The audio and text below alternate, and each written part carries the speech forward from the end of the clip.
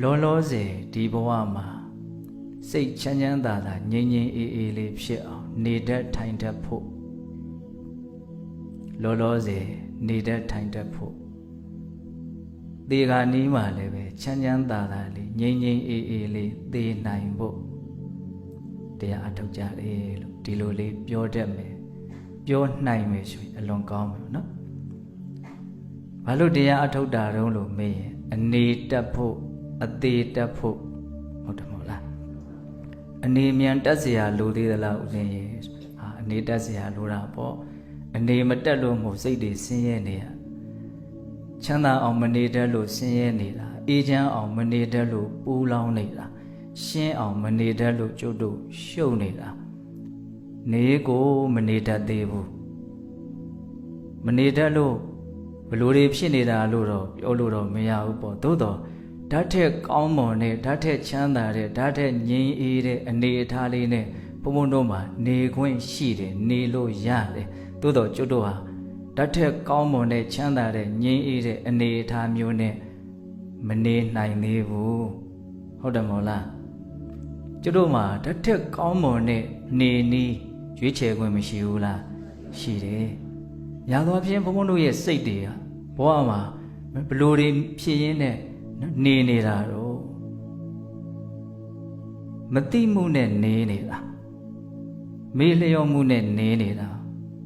ကိုဘာဖြစ်လို့ဖြစ်မှမသိပဲနဲ့တွေးခြင်းရတွေးကြံခြင်းရကြံစိတ်တရားလဲရောက်ခြင်းရရောက်အာယုန်တွေကလဲတွေးခြင်းရတွေးရအာယုန်နော်ကြုံရစိတ်တွေနဲ့ဘဝမှာနေသွားနေတာအဲ့ဒါကိုရေဘူးရပြောရမယ်ဆိုရင်ဘာမှမသိပဲနဲ့နေတာမောဟနဲ့နေတာပေါ့အဲ့လိုမသိပဲနဲ့နေတဲ့အခါကျတော့ရံဖန်ရံခါကောင်းမွန်တဲ့အိဋ္ဌာယုံဆိုတဲ့ကောင်းမြတ်တဲ့အာယုံလေးတွေနဲ့တွေ့တဲ့အခါမှာဘုန်းဘုန်းတို့ကตาရတယ်ရင်မှုတယ်တွေ့တာတယ်မမောတယ်ဟောလောဘနဲ့နေကြပြန်ပြီနော်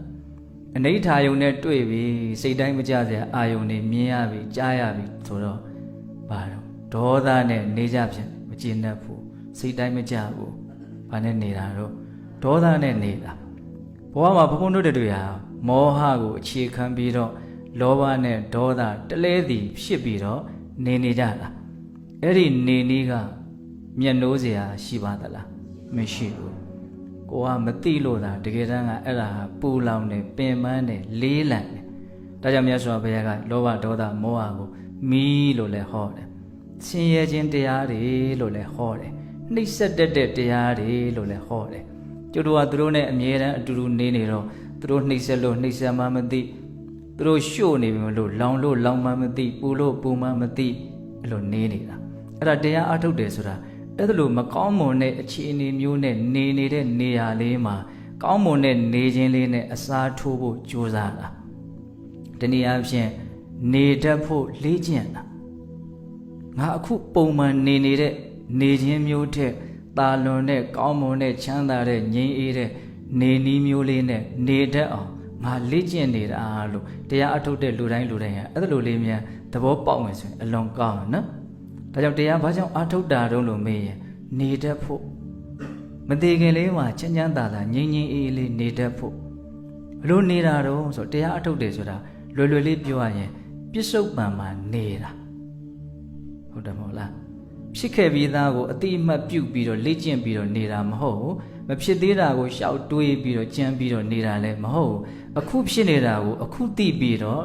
နေတဲ့အလေ့ကျင့်ကိုလေ့ကျင့်တာဟုတ်တယ်မဟုတ်လားဝင်လေထွက်လေလေးမှတ်တယ်ဆိုရင်ဝင်လေထွက်လေအခုဝင်ထွက်နေအခုထိနေတာကိုအခုသိဖို့ကြိုးစားတာအခုအတန်ကြားတယ်အဲ့ဒီဖြစ်မှုကိုအခုသိအောင်ကြိုးစားတာအခုတွေးတာကိုအခုသိအောင်ကြိုးစားတာအခုဆင်းရဲတာအခုချမ်းသာတာကိုအခုသိအောင်ကြိုးစားတာဟုတ်နော်အဲ့လိုပြစ္ဆုတ်ပံလေးမှာနေလိုက်တဲ့အခါကျတော့ဘာဖြစ်နေသလဲဆိုတာကို तू ဟာတစနဲ့သိလာတယ်အဲ့ဒီအတိကိုဘာလို့ခေါ်တော့ဝိဇ္ဇာအတိနဲ့နေတာအဲ့လိုအတိရှိတဲ့အတွက်ကြောင့်မမောစရာအိဋ္ဌာယုံနဲ့တွေ့တဲ့ခါကာလမျိုးမှာဘုန်းဘုန်းတို့ရဲ့စိတ်ကိုယာကဆိုတဲ့လောဘဆိုတဲ့မိဟာမလောင်နိုင်အနိဋ္ဌာယုံနဲ့တွေ့တဲ့အခါမှာဒေါသဆိုတဲ့မိဟာမလောင်နိုင်ဘူးတဘဝမှာဘုန်းဘုန်းတို့တွေကပညာတရားအတိတရားကိုအခြေခံပြီးတော့အလောဘအဒေါသနဲ့နေဖို့ကြိုးစားတာဟုတ်တယ်မဟုတ်လား ပြစ္ဆုတ်ပံဖြစ်နေတာတိုင်းကိုတိလိုက်တိုင်းမှာဘုန်းတို့ရဲ့တန်တာမှာ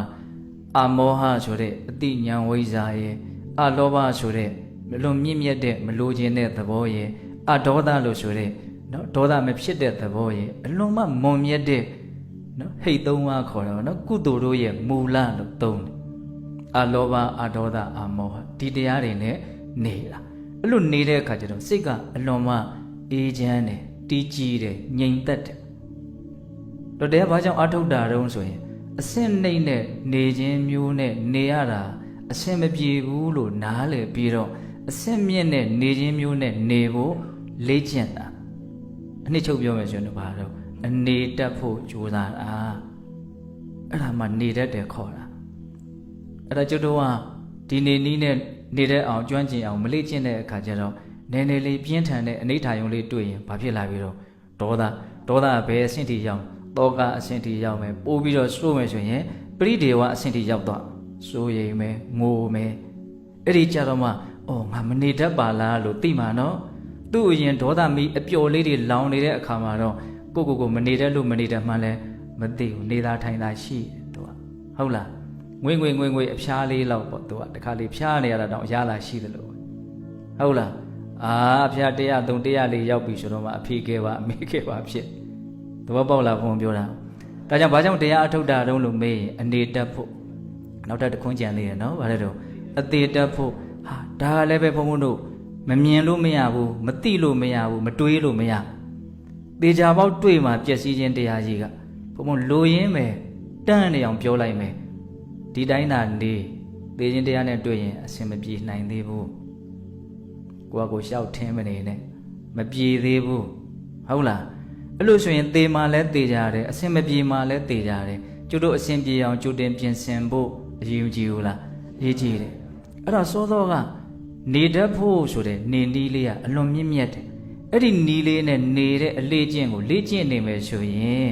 တေဂာနီးမှာအလိုလိုတည်တတ်သွားလိမ့်မယ်တနည်းအားဖြင့်တည်တတ်တဲ့အရည်အသွေးကိုအလိုလိုရတည်တတ်ဖို့ကတေဂာနီးကြမှာကတ်လေ့ကျင့်လို့မရဘူး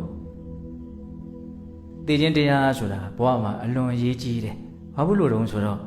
တေဂာနီးစိတ်အနေထားလေးပေါ်မှာအခြေခံပြီးတော့သေပြီးတဲ့နောက်ဒုတိယဘဝဟာဘယ်လိုဘဝမျိုးကိုရမှာလဲဆိုတာအဖြေထွက်သွားတာအဲ့ဒါကြောင့်အရေးကြီးတယ်ပြောတာတေဂာနီးကောင်းတဲ့စိတ်နဲ့သိရင်ကောင်းတဲ့ဘဝရောက်ဆိုးတဲ့စိတ်နဲ့သိရင်ဆိုးတဲ့ဘဝရောက်မယ်ဟုတ်ပြီနော်အဲ့လို့ဆိုရင်တေဂာနီးမှာကောင်းတဲ့စိတ်ကလေးနဲ့သိနိုင်မှုကျွတ်တို့ဘယ်လိုလုပ်မလို့မသေးခင်မှာကောင်းတဲ့စိတ်ကလေးတွေကြီးအဖြစ်များအောင်လေ့ကျင့်နေဖို့ကလွဲလို့တခြားနေမရှိဘူးအဲ့ဒါအထီအောင်ဆုံးနေပဲ